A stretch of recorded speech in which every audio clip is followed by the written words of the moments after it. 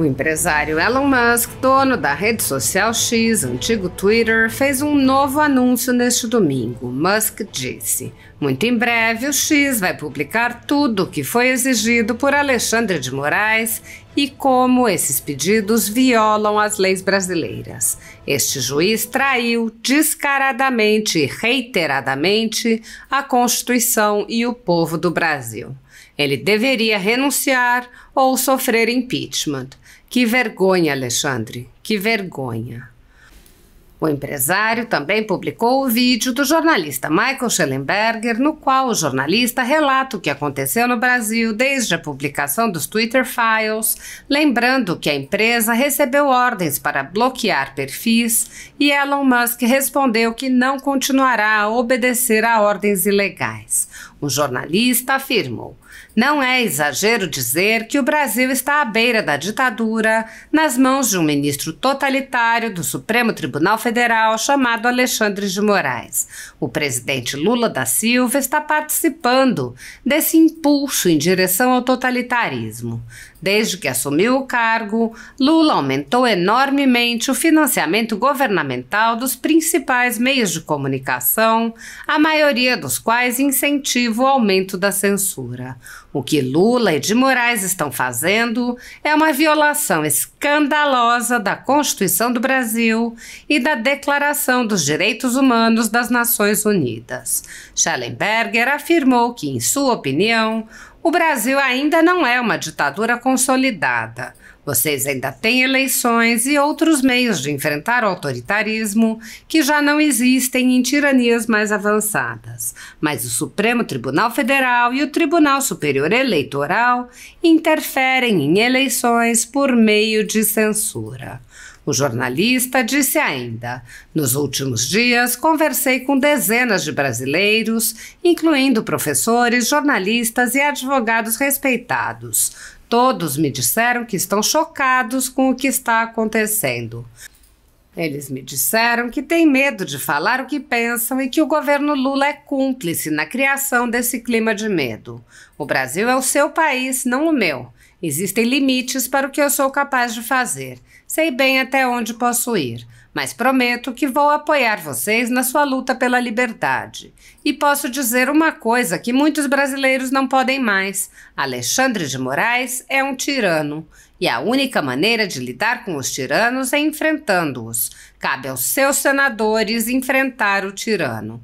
E cabe ao povo do Brasil pressionar seus senadores para que façam isso. Ao publicar o vídeo de Shellenberger, Elon Musk disse: tudo isto é exato.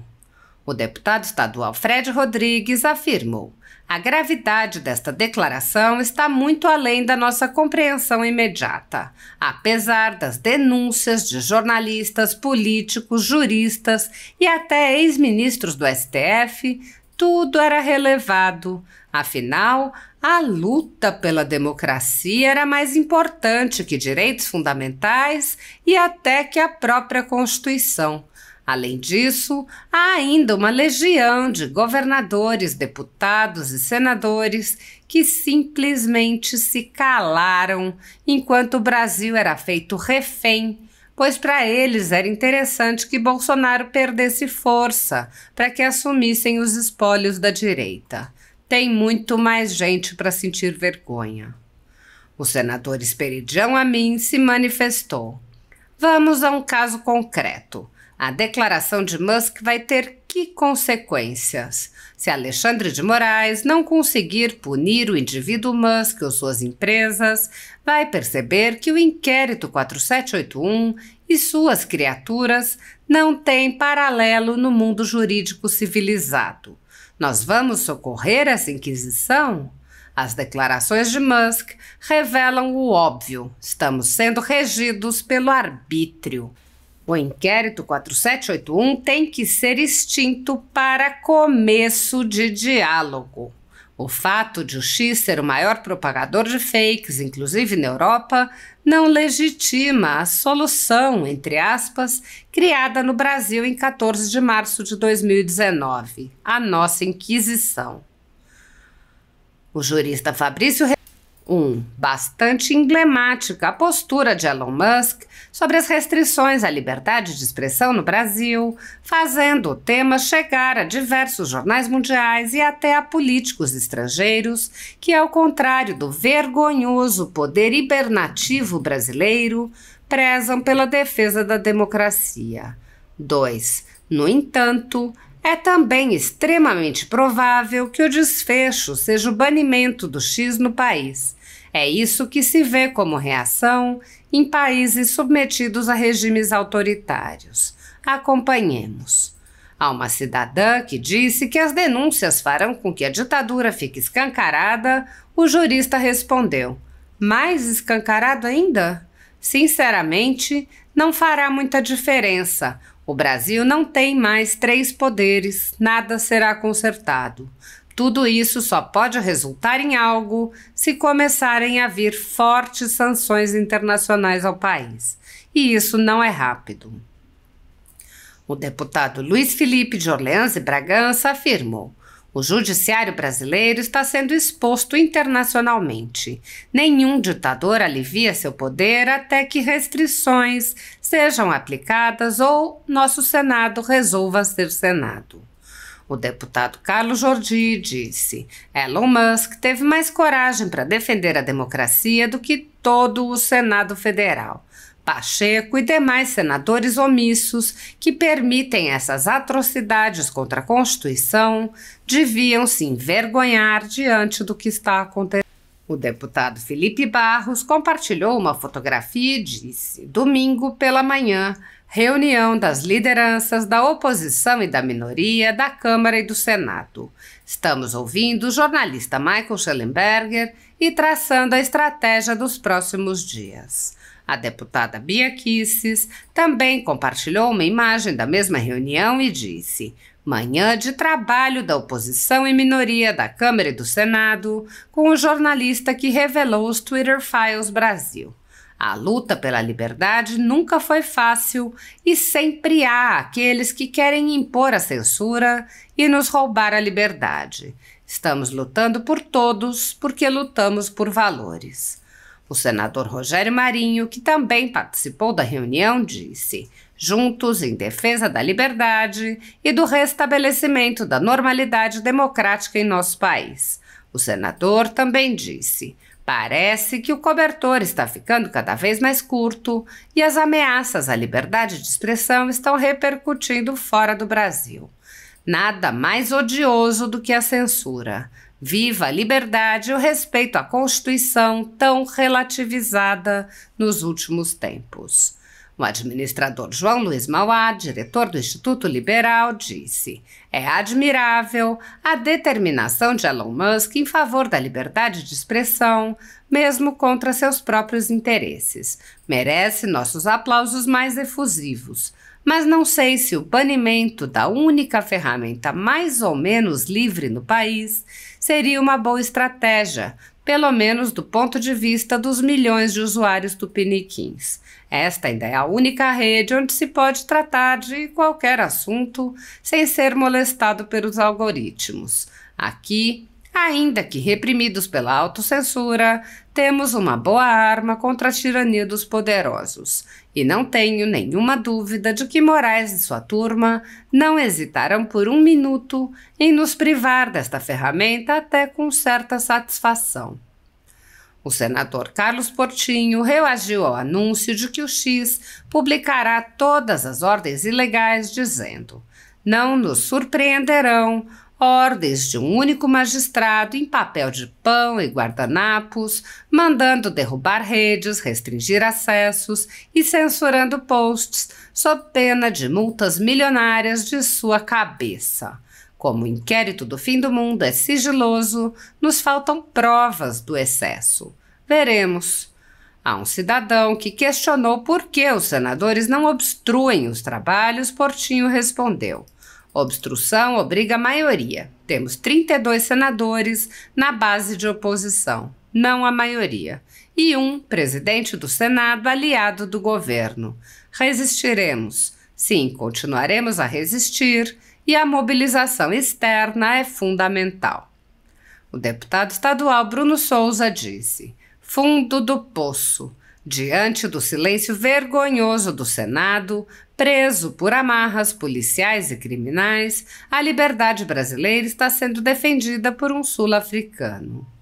A deputada Caroline de Tone disse: Elon Musk presta um serviço inestimável à defesa da verdade e da liberdade para o Brasil e para o mundo. O presidente do Novo, Eduardo Ribeiro, publicou a tradução do anúncio. Em breve, o X publicará tudo o que foi exigido por Alexandre de Moraes e como essas solicitações violam a legislação brasileira. Este juiz traiu descaradamente e repetidamente a Constituição e o povo do Brasil. Ele deveria renunciar ou sofrer impeachment. Vergonha, Alexandre, vergonha. O deputado Gilson Marques anunciou: acabo de protocolar a urgência do PL 2501 de 2023, nosso projeto anti-censura, que prevê a detenção de quem derrubar posts ou plataformas por opiniões políticas no Brasil. Este projeto foi apresentado no ano passado com a assinatura de 57 deputados. Agora chegou a hora de pautá-lo. Sob a presidência de Rodrigo Pacheco, o Senado sofre uma intensa paralisia. Na legislatura anterior, o próprio plenário se reuniu poucas vezes e as comissões praticamente não funcionaram, impulsionadas pela paralisia da Comissão de Constituição e Justiça, que, sob o comando de Davi Alcolumbre, também mal se reuniu. Por ocasião da eleição da presidência para a nova legislatura, os cidadãos se manifestaram e uma petição contra a recondução de Pacheco teve mais de 500 mil de assinaturas. A petição foi ignorada. Sob a condução de Pacheco, não houve qualquer reação contra a invasão das atribuições do Legislativo pelo Supremo Tribunal Federal, que passou a legislar ou suspender leis que tinham sido elaboradas e aprovadas por aquele poder. O presidente da Casa, que é também o presidente do Congresso, não agiu para proteger as prerrogativas de parlamentares que vêm sendo violadas em inquéritos secretos conduzidos nas cortes superiores. Pacheco também é alvo de críticas porque o Senado vem se omitindo em cumprir seu dever constitucional de promover o controle dos atos de ministros das cortes superiores. De forma monocrática, o presidente do Senado impede a análise de todo e qualquer pedido de impeachment ou de projetos de lei e PECs que possam vir a limitar os superpoderes autoconcedidos a ministros do Supremo Tribunal Federal e do Tribunal Superior Eleitoral. Sem controle externo, alguns ministros do Supremo agem ao arrepio da Constituição. Em inquéritos secretos, o ministro Alexandre de Moraes, por exemplo, promove uma aberta perseguição a adversários políticos. Em um desses inquéritos, a Folha Política teve sua sede invadida e todos os seus equipamentos apreendidos, a mando do ministro Alexandre de Moraes, em inquérito que foi arquivado por falta de indícios de crimes. Os dados sigilosos foram compartilhados com outros inquéritos abertos de ofício e com a CPI da pandemia, que compartilha dados sigilosos com a velha imprensa.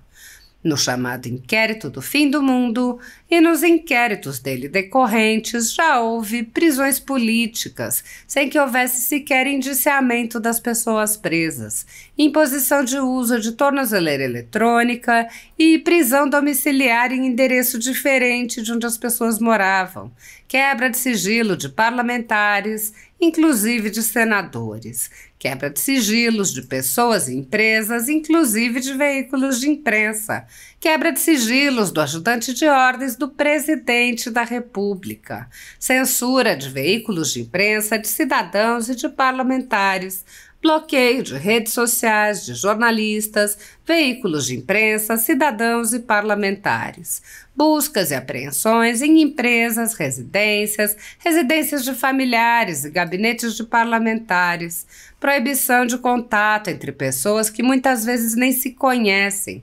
proibição a parlamentares de concederem entrevistas e de participarem de eventos públicos, intervenções no comando de partido político, prisões em massa sob alegações descabidas, multas estratosféricas que representam evidente confisco de propriedade, entre outras. A tudo isso e a muito mais, o Senado Federal assistiu passivamente. Nem mesmo a morte no cárcere de Clériston Pereira da Cunha, preso político do ministro Alexandre de Moraes, foi capaz de sensibilizar os senadores e tirá-los de sua letargia. Sem justificativa jurídica, o ministro Luiz Felipe Salomão, ex-corregedor do Tribunal Superior Eleitoral, confiscou toda a renda da Folha Política e de outros sites e canais conservadores para impedir suas atividades. A decisão teve o aplauso e respaldo dos ministros Luiz Roberto Barroso, Alexandre de Moraes e Edson Fachin. Toda a receita de mais de 20 meses do nosso trabalho é retida sem qualquer justificativa jurídica. Se você apoia o trabalho da Folha Política e pode ajudar a impedir o fechamento do jornal, doe qualquer valor à empresa Raposo Fernandes através do Pix, utilizando o QR Code que está visível na tela ou o código ajude@folhapolitica.org. Caso não utilize Pix, há a opção de transferência bancária para a conta da empresa Raposo Fernandes, disponível na descrição deste vídeo e no comentário fixado no topo. Há mais de 10 anos, a Folha Política vem mostrando os fatos da política brasileira e dando voz a pessoas que o cartel midiático quer calar. Pix ajude@folhapolitica.org